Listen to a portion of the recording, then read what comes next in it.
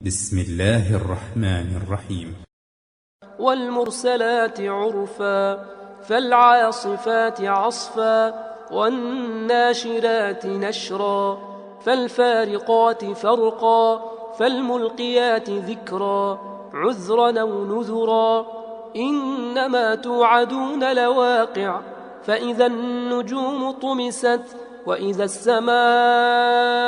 فرجت وإذا الجبال نسفت وإذا الرسل أقتت لأي يوم نجلت ليوم الفصل وما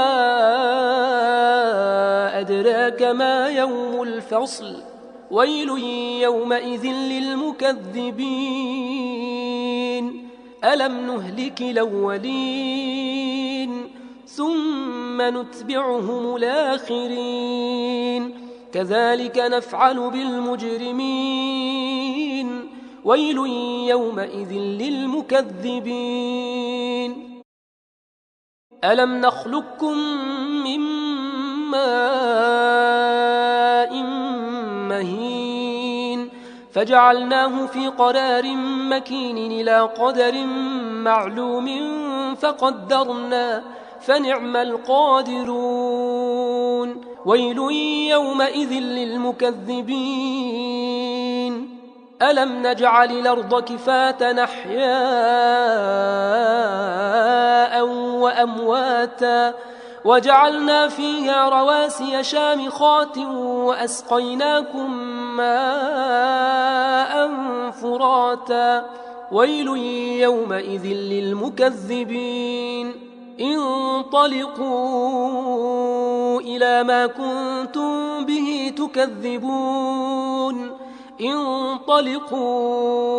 إلى ظل ذي 3 شعب لا ظليل ولا يغني من اللهب إنها ترمي بشرر كالقصر كأنه جمالات صفر ويل يومئذ للمكذبين هذا يوم لا ينطقون ولا يؤذن لهم فيعتذرون ويل يومئذ للمكذبين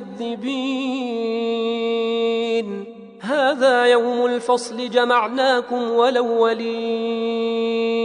فإن كان لكم كيد فكيدون ويل يومئذ للمكذبين إن المتقين في ظلال وعيون وفواكه مما يشتهون كلوا واشربوا هنيئا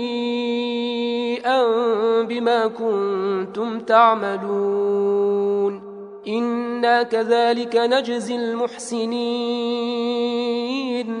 ويل يومئذ للمكذبين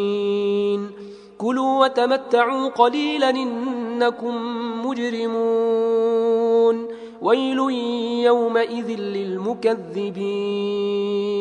وإذا قيل لهم اركعوا لا يركعون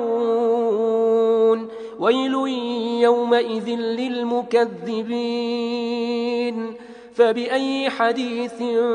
بعده يؤمنون